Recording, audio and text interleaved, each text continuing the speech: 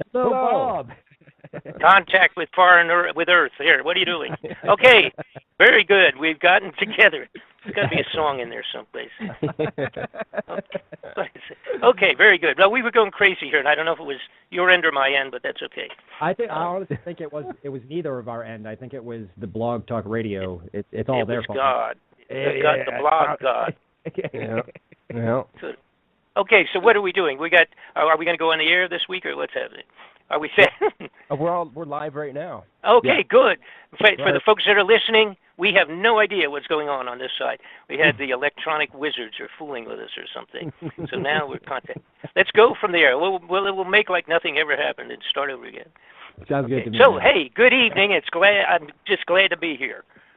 Yes, Excellent. we're happy that you came on the show. And I was telling Jeff earlier that I was kind of glad that we did postpone that last time because Okay. of this new. I mean, not glad, you know what I mean, but just because it kind of turned out. I didn't mean it like that, but like cause it's good because of this new stuff that they're finally telling us that there's some other planet or whatever. So.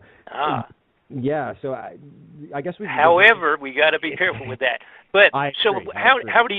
how would you like to start this evening now that we made our telephone connection? Do you think the new show X-Files will mention Nibiru at all? I hope so. I don't know. I don't know. Come on. It depends. How I guess. awesome would that be?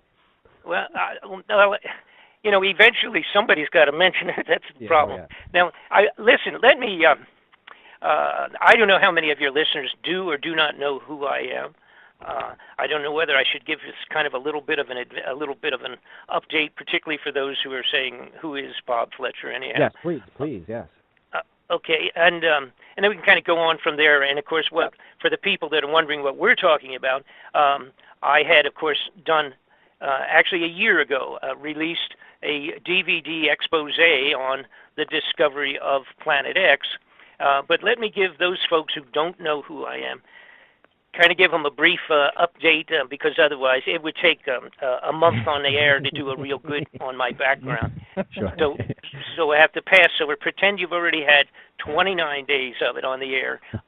But to put it in a shortened version, many years ago, back basically in about 1985, I had been in several businesses. I had been an executive in the music business with MCA Records, which is the biggest record company in the world, on up again and off again, but MCA being a gigantic record company. And I was a promotion director with the MCA during let's say in the 70s, and been in and out of several businesses in the early 80s. I had briefly for about a year or so an international consulting company with one of my partners in that business, literally was the consulate general or the attaché in Washington, D.C. From the country of Liberia. And so we were doing international consulting and et cetera, and he was my partner, where you could actually call the embassy back at that time and contact me or leave a message directly through the embassy. So it was pretty good for business. There's nothing better than having on your business card the alternate phone number to my office was the embassy in Washington, D.C., which most countries would not do that. But in this case, he had been there for like 15 years, so he didn't care. There was nobody. The president, the seated president in Liberia was his boss, so he had fairly high up. But the reason I mention that is my next step was in my life was a toy company. I became a manufacturer of toys. I had a particular toy that I had invented that was rather unique, and I started making a few of them kind of as a hobby, and they became such a big deal that when the consulting company closed, we closed doors on that because there was an overthrow of that country of Liberia in approximately 1980, and when that happened, most of the people we had signed some million-dollar contracts with were killed all in 1 week. So that's the way they do the change of presidency over there. So anyhow, I can look back at kind of on a humorous point at this point in time, but it's kind of terminated most of our contracts. So I went into the toy business, manufacturing toys, and which is as far away from political mainstream or political corruption as you could possibly be by manufacturing toys. And I had a couple of retail operations in amusement parks and things of that sort. And of course, had not up to that point been very politically oriented, because the average guy, which I put myself in that, well, maybe I'm never average, but pretty much in that category, I just was not. I didn't care what went on in Washington, because I always kind of assumed in reality it didn't have a real good connection to my personal life, like most of us. And so I was looking to expand the toy company. We were doing very well, and I wanted to go on television with the toy, because with that kind of a product, we would have sold, like 10 million of them in a couple of months on television. That's the kind of toy it was, a demonstration kind of a thing. So I ran across a company. A fellow had a company, actually had about 6 companies, and he had a lot of money. I met him in New York City in a marketing company, a marketing convention for miscellaneous products, a gigantic show, 35,000 participants in this particular marketing show, which is once a year in near Madison Square Garden. It's really a big thing. So I ran into this fella, and he jotted down on his business card, and he handed it to me, and he just said, "I'm interested in a large number of toys that you manufacture. Contact me when you get back to Atlanta." So I just took the card and put it aside, because when you're doing those shows, you get 1,000 people like that just come by and say, "Call me when get back, and I'll buy $1 million worth of junk from you." So the bottom line, to cut to the chase, as they say, this gentleman, using that term in the wrong definition, but this jerk was in fact a supplier of covert weapons for the United States Central Intelligence and National Security Agency. He and his business partners, who were the major generals that had run the entire Vietnam War, and that's who this guy was. He was a covert arms supplier, and I ended up merging with him, not knowing that, of course. That was not part of my deal. I didn't know anything about that crazy stuff, and I became plopped and dropped right into the middle of James Bond kind of a situation, where this guy wanted me to use my toy company as a covert front to travel in and out of a variety of nations, different countries, where the Central Intelligence and the National Security Agencies were doing wars. And at that time, it was the Iran-Contra war situation down in Nicaragua, and they were moving into West Africa. See, and that's where that company that I had with the Liberian and contracts with Liberia, that's how that came into play, because somehow, apparently, he had found out about that. And his offices were right next door to my offices in Atlanta. So how that came about exactly, I never found out.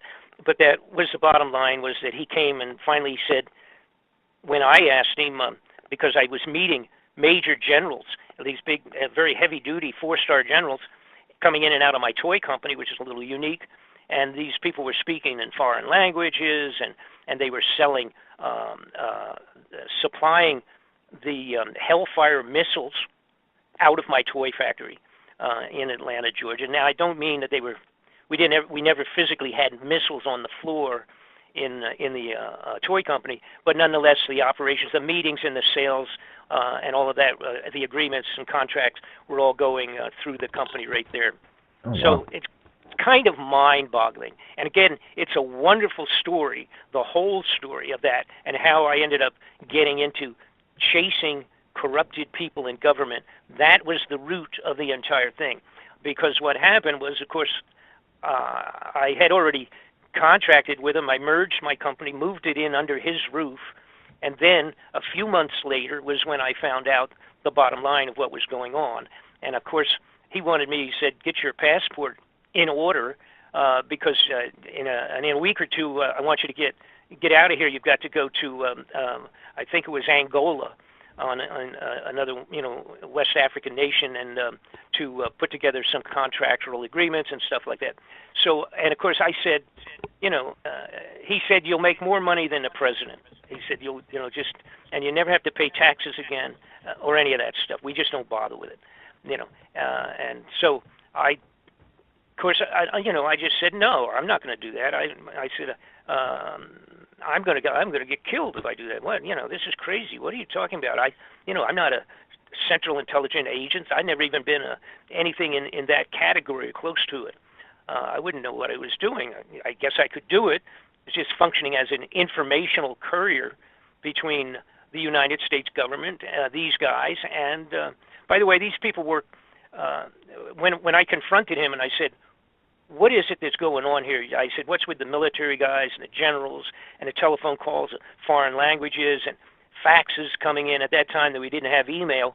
It was just a fax machine. We had coded messages coming in about the delivery of potatoes and things of that sort, which were actually weapons and not potatoes, but I didn't know anything about that kind of stuff.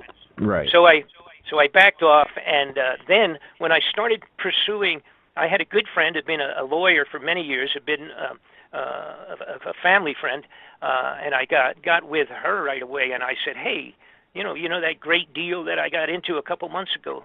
I said, it's not so great, and I said, I need to get some money back. They took my whole company. I mean, I had this, $1 million company that was now gone.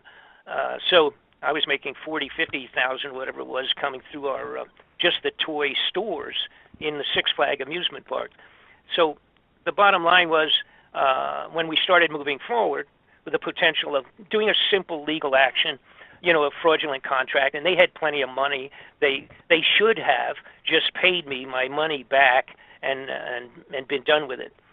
But instead, they told me to take a hike, and they said, basically, this fella, and his name was Gary Best, he put his hand into his pocket wearing his dress suit, suit jacket on, put his hand into his pocket, pulled it back out in the shape of with his fingers in the shape of a gun, aimed it towards my forehead and said if I talked to anybody and went any farther with this, and then he just made like he was pulling the trigger and said bang, So, these guys were who they were. They had run Air America. If you ever saw the movie that was done, it was so popular, called Air America, about the drug smuggling out of Vietnam. These guys ran it. They were Air America. Okay, that's who they were. Wow. They were assassins. They had done all of the assassinations during the Vietnam War. The shipment involved coming out of with the drugs coming out of Vietnam. They were actually putting them in the carcasses of our dead soldiers, opening them up and smuggling the drug in their bodies. Damn. That's how low life these people were. And it was only within a month or two of my exiting that guy and telling him, hey, I'm not going to have anything to do with this, that they started doing the peripheral investigation that became the Iran-Contra inquiries at the Senate and the Congress. And this was 1987. I was involved in 85, 86, around that period of time. So when I saw that, I was very angry because I had lost my whole business. I lost all, everything, and was unable to go anyplace because when we started moving forward legally, I received notification that my toy factory was classified secret. And those people involved with myself, of course, are referring to their own people, these operatives, that those people were all classified as being secret. We couldn't go to court, and the judges, the courts would not hear it because it was all classified. So I was really angry. That was about, let's say a year or so after finding out I had just lost everything, and there was no recourse. When I saw they were investigating the Iran-Contra business, I contacted, as a matter of fact, it was Senator John Kerry, who's now, of course, the Secretary of State presently, contacted him because he was headed one of the major inquiries at that time. And I simply said, I'm going to give you a couple of names on the telephone. If, in fact, these people are who I think they are. You tell me, and we'll go from there. And if it doesn't mean anything to you, then we'll just forget about it. And I, of course, told him the people that were involved, and he said, you're right in the middle of it. Can you come to Washington? So I did, went on up to Washington with my lawyer friend, and that started it, 1987. It started myself. I became an interviewed witness in the Iran-Contra inquiries, and when that happened, from that point forward, I had senators and congressmen all over me because they were doing, everybody had an investigation they wanted to do. An awful lot of it was connections of drug operations directly into the White House and drug operations into national security and the CIA and all of that. So all of those guys, they have their own little agenda to pursue who they would like to. And so they were coming to me saying, Mr. Fletcher, do you know anything about this thing over here? Or did this fellow's name ever come up over here, involved with this over here? And next thing I realized, I was in the middle of chasing corrupted people in government, and now it's been 30 years. So now and ended up being an awful. It's just so many, and it was a wonderful experience, mind-boggling. I mean, it's stressful, obviously, because what I discovered is that the corruption in our government, from the president down, including senators and congressmen and everyone else, for the most part, almost all of them are corrupted in one manner or another. And it's either a mild kind of a thing, a small level, or it's really pretty serious. And so in the last 30 years, I've been directly involved with probably 7 or 8 major investigations at the congressional and Senate level. And one of the biggest ones that never quite got off the ground was investigations that I was doing for and with Congressman Sonny Bono. Mm-hmm. And 15 days before that inquiry was going to actually open up on the floor of the United States Congress with Sonny, they murdered him. He was murdered on the ski slopes. Yep. They told everybody he ran into a tree. Yep. And everybody got a nice little giggle about how stupid he was to run into a tree. And he was dead, and that was the end of it. And we never got to get that off the ground. That would have impeached president and vice president at that time. It would have put people in prison. It was an amazingly heavy-duty inquiry connecting drug smuggling and murder and assassinations right up into the highest level of our security in the United States government, period. Wow. I had received I had supplied them with enough information myself personally, documentation, and even recorded statements of drug operatives and all of that. I had supplied all that to Sonny over a period of about 8-9 months. And in December of, try to get the right date, but I think it was, let's see, what would it have been? 90, okay, so it would have been 97, December of 97, most of the year of 97, I was doing that, supplying that information to Sonny. And in December, about the 10th of December, they called me. I was living in Los Angeles at the time. They called and they said, the committee it's all done. It's ready. We're going to have subpoena powers to carry out this investigation and on the floor of the Congress. Can you plan in January to get into Washington? And we actually going to have subpoena powers. And that's very unusual. They don't usually have subpoena powers with congressional and senatorial inquiries because an awful lot of people would be in prison if they did that. Because the reality is the Senate and the Congress in their inquiries are completely fraudulent. You could say 99% of it. Completely bogus, fraudulent junk. They do it to feed the public the concept or the idea that they're trying to do something and make things better and arrest people, and it never happens. It's all junk, including every major inquiry that I've ever seen in the last 30 years.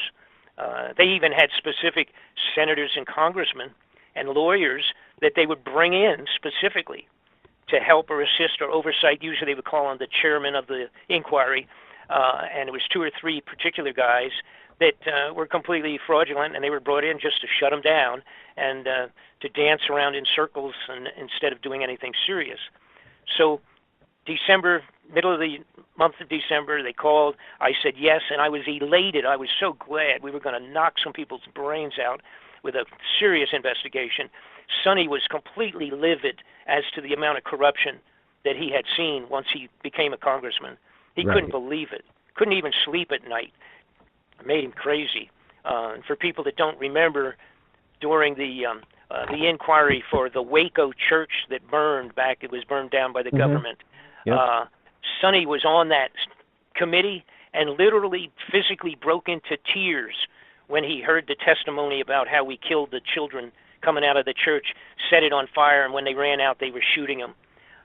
You know, and he found out all of this material. He literally broke into tears on the floor of the Congress. He couldn't handle it. But that's where his head was. They couldn't buy him off, couldn't shut him up. So the alternate, therefore, was to kill him before that committee opened up. They went on their break on about the 15th of December. 10 days after the telephone call to myself in Los Angeles, Sonny was murdered, pistol whipped to death on the top of the wow. And I did do an investigation on that separately, which is in a DVD if anybody's interested, a complete coverage of my investigation on that, including his autopsy and all the rest of that. There's absolutely no question that he was murdered. I believe it took us 2 years almost to get the autopsy, and I was working for Sonny's mother, actually working for Sonny's mother and her attorney in Los Angeles, and she couldn't get it. You know, that's how corrupted this thing was. And so we did finally get it. It didn't, you know, and then of course I was unable to go any place. I wanted to have it reopened, but I got, you know, and there's a lot of reasons why. Primarily, is the people that had the best information, all of them benefited from his death in terms of financial or something. So, end of story. So now it brings us up to where we are a couple of years ago. Again, I have about 10 DVD reports that are available to the general public, and they can get them if they're interested at my website, BobFletcherInvestigations.com. They're all investigations that I was directly involved with. They're not reporter. I'm not a reporter doing things of other people's miscellaneous hand-me-down stories. They're all my own personal experiences, and they're all pretty good. You know, it's includes material and documentation that other people never had. I had in my possession back in the 80s, I was able to secure Oliver North's all of the notebooks and all of the transcriptions, not only out of his computer, but out of his front vest pocket. I had his own notebooks, actually, where this Oliver North, by the way, for the younger folks, he was the primary character in the middle of the Iran-Contra arms deal and the drug operations in and out, swapping drugs for weapons with the CIA and with those characters that were in my toy factory. They literally used to fly planes, U.S. military planes, loaded with illegal arms and deliver them to the Contras, the revolutionaries, and then swap out $10 million worth of cocaine loaded on the airplanes, fly them back, and offload them at our Air Force bases. So that's how directly involved everybody, which included Bush and Reagan. Reagan, I don't know if he knew. I don't know whether Reagan knew a lot of. I don't know. I'm not sure, but he was the kind of guy that of course, Reagan and Bush was his vice president. Sure. And then he became president and continued. And then his son became president, and he continued it. They used their oil rigs for delivery points for the narcotics and all of that. Yeah, I've heard that. But I literally had all of the documents that were sufficient unto themselves to impeach the whole bunch of them and put them in prison. And unknown to most people, Oliver North, who stood so proudly with his hand raised and then lied to the Senate and the Congress during the investigations, and then later admitted that he did, I had his personal handwritten notes that said, pick up supply an airplane to pick up 1,500 kilos of MASH in his own handwriting out of his vest pocket. I have all of his computer material that the letters and internal communications to the president, the vice president, and everybody else relative to the arms and to the drugs, etc. I supplied that to the Senate or to the United States Congress at the time of the inquiry. I had chief legal counsel of the House Foreign Affairs Committee. When I sat in front of him and hand-delivered 155 pages of this stuff, I thought he was going to fall off his chair because they had never even seen it. These were the guys that literally ran the inquiry in Washington and had never even seen what the toy manufacturer delivered to them in their face back in the 80s. So 2 years ago or something, somebody came to me and said, Bob, there's a huge amount of money vanishing out of all sorts of budgets, big money, and if you could kind of look into it, can you look into this, try to figure out what's going on with this? And this had happened many times over the last 30 years now, where people would come or somebody would call or come by the office or whatever and drop off a little envelope with some information, and he would say, hey, we're going to look into this. Do you have anything that connects to this thing? Being involved with it for so many years.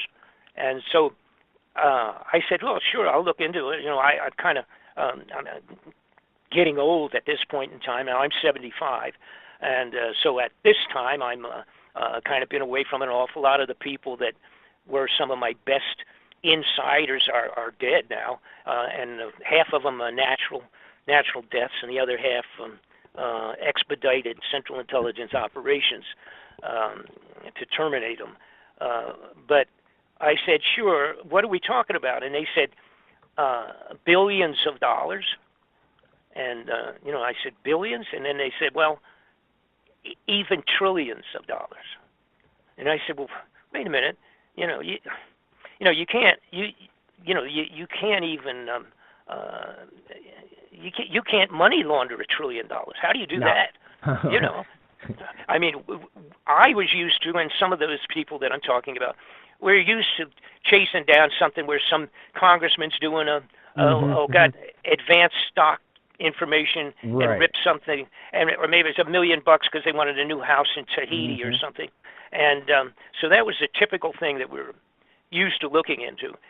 But I said, wow, what are we talking about? So I got the necessary basic information to start looking into it, and this is like 2.5 years ago now, and one thing led to another, and the bottom line, I found out to my surprise and literally shocked to find out that there were $1 trillion at a time vanishing from the budgets, and you have to get a handle on this.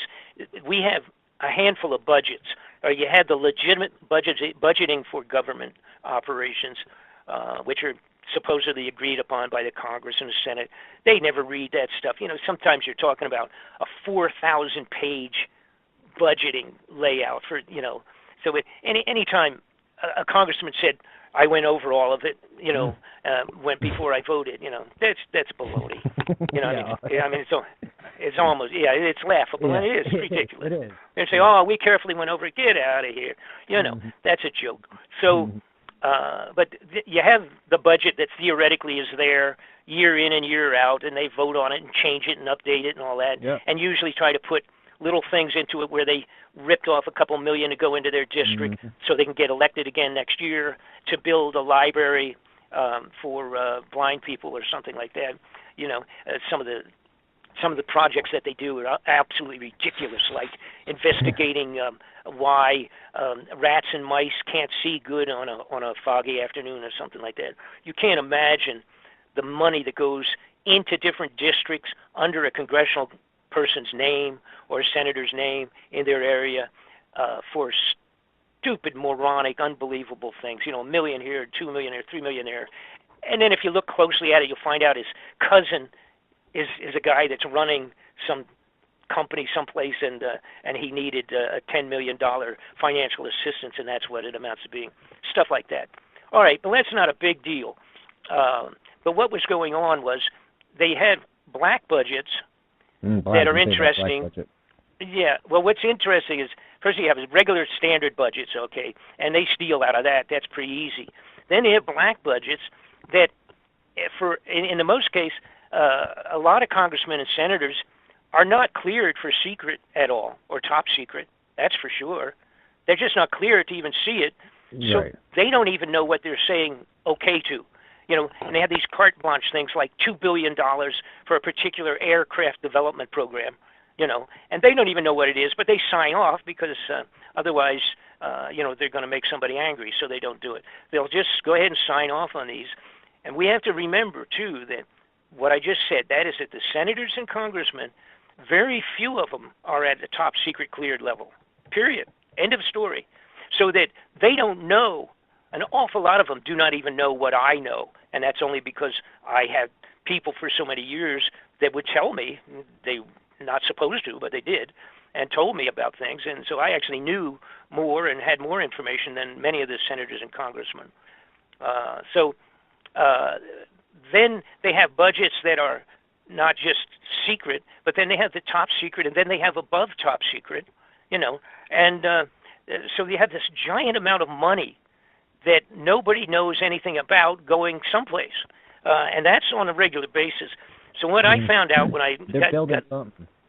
Yeah, well, yeah. So when I got into looking into it, and which became the center of the investigation that I just completed a year ago, finalized it, and released a DVD, made it available to the general public, and it is that in 1983, some point in time there, when Ronald Reagan was president and George Bush was actually president but was pretending he was vice president, he and his administration, they came in and they said, we got some really bad news. The rumor of Planet X, which had been banged around for 50 years, been written up in stories and books and movies and all kinds of stuff about this planet called Planet X, Nibiru, whatever you wanted to call it. Zachariah Sitchin had an awful lot to do with it. He wrote several books talking about his deciphering thousands of clay tablets. As a matter of fact, there was like 22,000 of these. They were discovered in the Syrian area, where they literally had written and inscribed like books, if you will, and he was one of the few people that was able to decipher it. And when he did, he found out the story of this planet that comes around from the far reaches of our solar system, comes back around. He thought, and he claimed, that it was a 3,500-year cycle, an orbit of a cycle of 3,500 years. Now, there's a big dispute about that between people that have been studying this for their lifetime. I was not into it for my lifetime, but and there is a push and a pull between groups that it may actually be 350 and not 3,500. Right, I've heard that too. Yep. Right, and the point of that is, and by the way, I'm getting ahead of myself a little bit here, but for the people that don't know anything I'm talking about, I love the Earth Chronicles. So this planet, anyhow, comes around in a huge orbit. It's similar to Halley's Comet.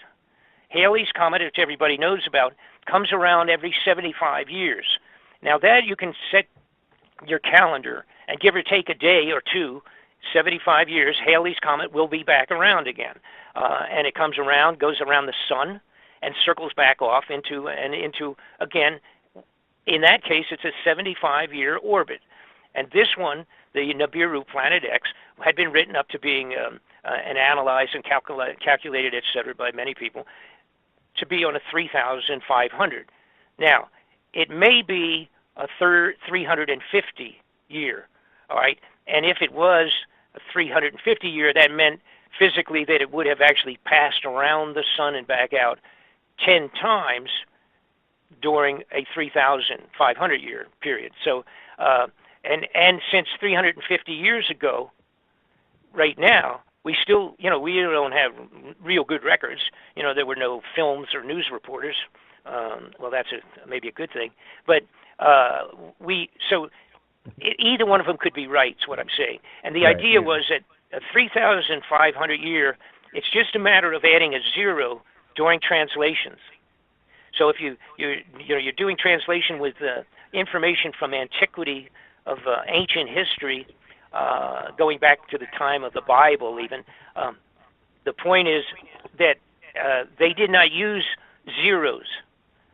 The manner by writing it down would have been something like tenfold less 60 or something of that sort.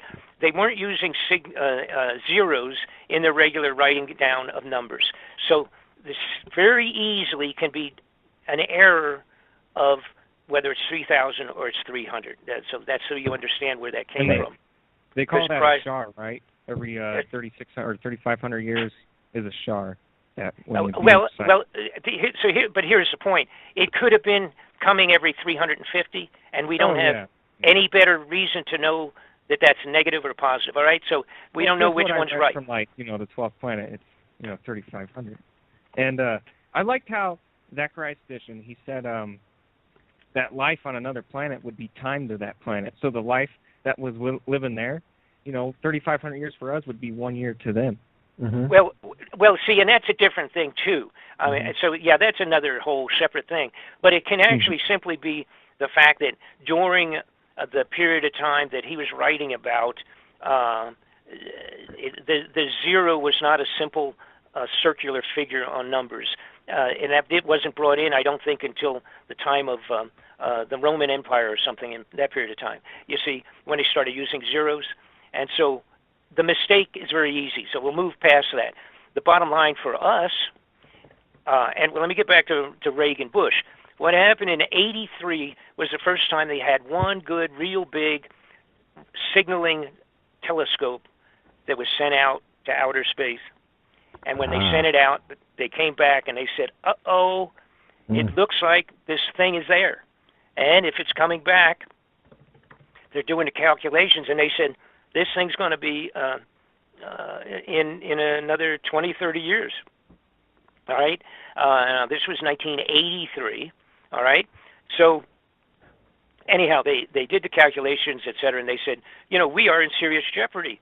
Because if this is going to do what all the old studies, including the Bible and a multitude of scriptural writings, including the ancient Chinese and the ancient Tibetans, the monks on the hills in the top of Tibet, and all these cave writings on the walls and all the rest of the stuff that people have studied for so many years, and a couple of people have done a great job, like Mr. Gil Broussard had done a tremendous amount of studies on this, and even went to China, was living in China for a while, studying the Chinese writings out of the libraries and things of that sort, where they actually, 1,000 years ago or sometime, it was written down, in black and white, the entire travels of this thing coming into the sky and flying across, and they called it a flaming red dragon that passed this over the nation of China and all that.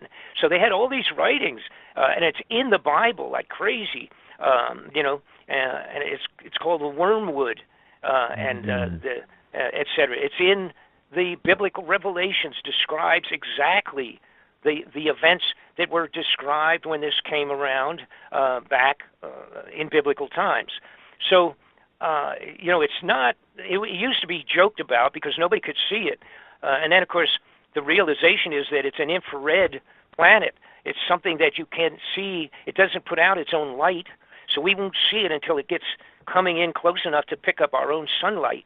Once it does, then you will see it. But what I discovered from doing, again, my investigations, and I was, the idea, and again, I was looking for the money. Remember that, okay? I was looking for, where does the big money go? What was it that all of a sudden in the 80s changed all kinds of budgets? It changed what we were doing with our outer space NASA projects.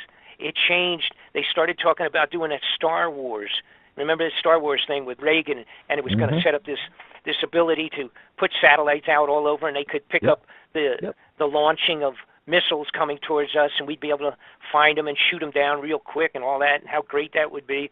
Except I found out that most of those telescopic things they put out, they were aimed out to outer space. They weren't being aimed at Russia and China. I mean, they had some of them, of course, but the reality were that they were snooping and watching things going in outer space. Then I found out that the Vatican came a few years back and cut a deal with the government here, and in Arizona they built a huge infrared telescope, and that's in Arizona. And by the way, it's called Lucifer. I don't know. That's kind of strange for the Pope. Yeah. The Pope Yeah. named it Lucifer. I thought that was a little weird, but he did. So I started looking, and I asked around a few directions with people that had contacts and also had some extraordinary brain cells. And, I said, what is it that happened in that period of time that made all these things change? They started doing crazy stuff. They built this giant underground facility underneath the Denver airport. They had that project there, and they started building this. They got 5 times as much underground than they have on the top of the airport up there. I went in within a week of the opening in 95, when they opened the Denver airport. I snuck in and went underground, and that is one heck of a giant facility underground. I've heard. Okay, and they talked about it, but I've been there, done that, and I've seen it. No kidding. Wow. That's the end of that dispute. But Yeah. and I had also received during the 90s that I had just kind of put, let's say, on the back shelf, but I had seen films, videos, and photographs, stills, and what have you. I was, again, just a little bit before we had real good digital stuff, and they had truck drivers that had gone underground at one facility and driven 800 miles and came up at another location underground. I didn't know whether to quite believe that or not back then, and I was doing other things at that time. Like I say, I actually was doing things like for Sonny during that kind of time frame. So I didn't get into making a big deal, but I kept it. I kept the pictures. I kept films, and I kept their stories. I had all of that in files. And somebody came to me 2.5 years ago, I guess, try to give a time date on this, and said, whatever it is that's bothering them, bothering the crooks out of government, instead of just stealing a few million for their next summer vacation home, the money's disappearing.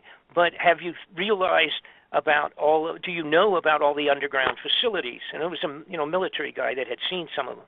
And I said, well, I was kind of like, I was aware of it, but I don't. Are you talking a lot, or what do you, because I didn't think there was that big of a deal, because in reality, before '83, there wasn't. There was a few of them, underground, and most of them were legitimate, like the NORAD facilities for keeping track of missiles and possible invasions and what have you. So I said, okay, is there really big numbers of these, or what are we talking about? And so he handed me information relative to the bottom line is we have built 103 of these in the United States. There's that many of them underground. They literally are gigantic hideout survival facilities for the elite upper crust of the United States of America. We're talking locations that can hold 10,000 people. We're talking locations that have high-speed monorail magnetic maglev trains that go 400 miles an hour underground, and they go from one location to another. I have live footage of a few of the facilities that had been handed off to me that shows 18-wheelers side by side and passing at intersections under the ground in these locations. They have some of the facilities have extra amount of capability of growing foods underground, complete vegetation growth of necessities. They had, then I found out, I have paperwork related to it, I found out that, in fact, they had been, for the last 5 years, buying freeze-dried foods and survival foods by the millions and millions and putting them into the underground facilities.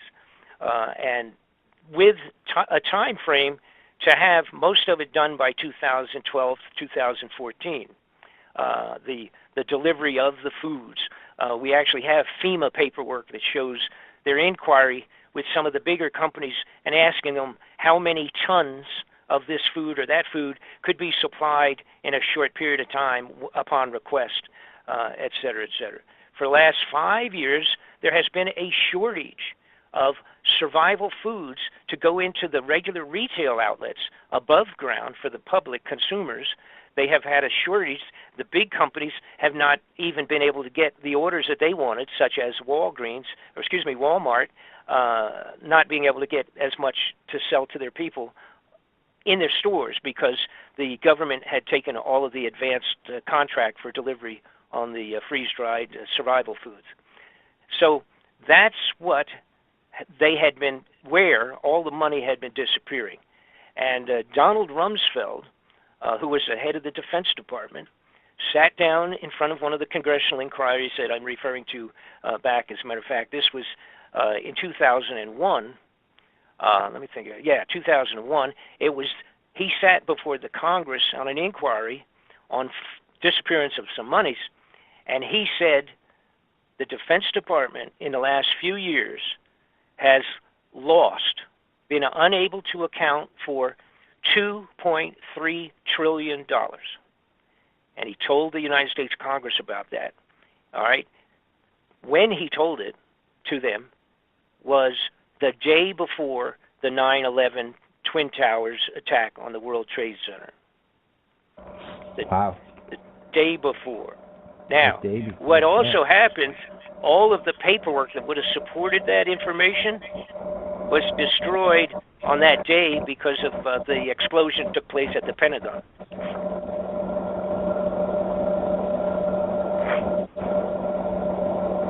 You still have me on picking up Mars. Is that your fan, Jeff? Anyway.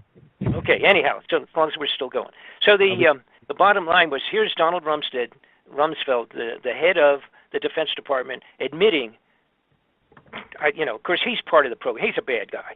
He's a bandit, and that's the end of the story. Absolutely. I mean, I can go into stuff that people don't know about him and have your hair fall out. Now, so you had $2.3 trillion with a T, folks, disappeared. Then we had the lady that was in charge of overseeing the Federal Reserve. Theoretically, she's supposedly the auditor, so to speak, or part of that thing. There is no such thing as an audit of the Federal Reserve because the Senate and the Congress are not permitted to look or even ask for it. So when some senators and congressmen had requested to do an audit to find out from the Federal Reserve if, in fact, there is any gold still in Fort Knox, he was told by the Federal Reserve to go away and stop bothering them because they are not part of the U.S. government. It's the Federal Reserve is a gathering of banks, an association of banks with a couple of people at the head, and the Congress and the Senate are not legally allowed to require an audit of the Federal Reserve ever, okay? And that's legitimate. That's the way they set it up. And the Federal Reserve, for example, Ron Paul, who came forward a couple of years ago, 2008, wanted to have an audit on the gold. They told him to go away, get out of his office, and don't bother him. End of story. So the Senate and the Congress cannot get an audit of the Federal Reserve. All of the gold formerly in Fort Knox is now gone. The bulk of it probably, and I can't give a good percentage, but it's either like half of it has been put into creating these hideout underground facilities, and the other half is still in bullion cubes hidden away in one or two of the underground facilities. The gold is gone. When Germany and a couple of other countries in 2008 came forward because they needed their gold. See, many foreign nations, almost every one. I remember that, yeah. All right. And what happens, most every major foreign nation has tons of gold in Fort Knox on reserve, held for security in our Fort Knox, considered to be the safest compared to having it in Berlin someplace where they might have, not as secure. All right. So an example, Germany has 1,500 tons of gold. Oh, shit. That's right. 1,500 tons of gold in the federal Fort Knox system. When they asked for it, they were told to come back in 6 years. Mm-hmm. Yeah. Now, what they ended up doing, because it started making a lot of ripples in the water, all right, what they ended up doing, they did give them, I guess, a couple of tons of it or something, but they didn't get all of it. And they didn't get a good, accurate audit. Nobody gets an audit. They just say, go away. And literally, it's a mind-boggling because nobody ever realized or paid attention to it. Ron Paul didn't, and Ron Paul didn't know. He went in there, and he said, the Senate and the Congress has to have an audit. They said, get out of here. They said, look at the way the mandate is written up. When we created the Federal Reserve, look at the paperwork.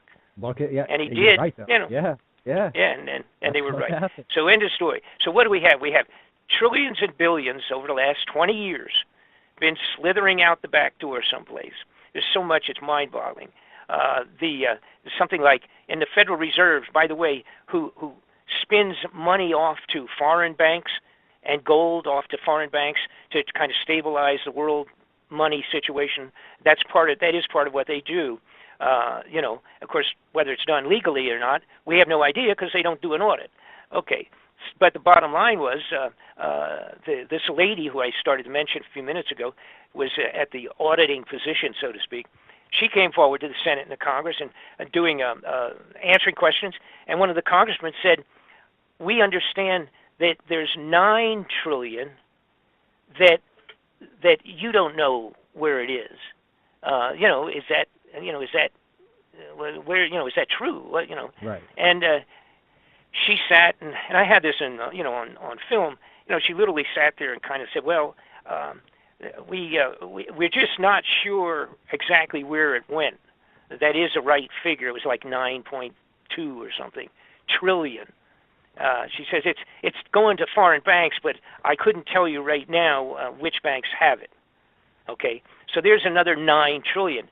All right, so just in not counting the gold, for crying out loud. And by the way, if you do the mathematics at $1,400 an ounce, and the amount of tonnage in terms of the gold is the numbers of value is really obviously becomes so much. You run out of ink with the zeros. It's really a tremendous amount of money gone.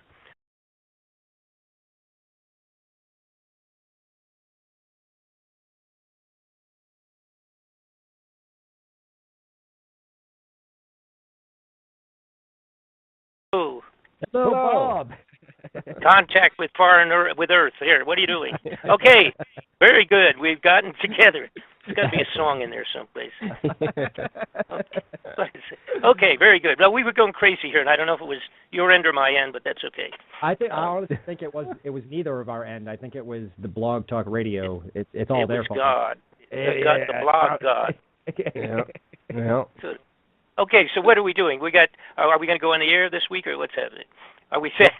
We're live right now. Okay, good. For the folks that are listening, we have no idea what's going on this side. We had the electronic wizards are fooling with us or something. So now we're contacting.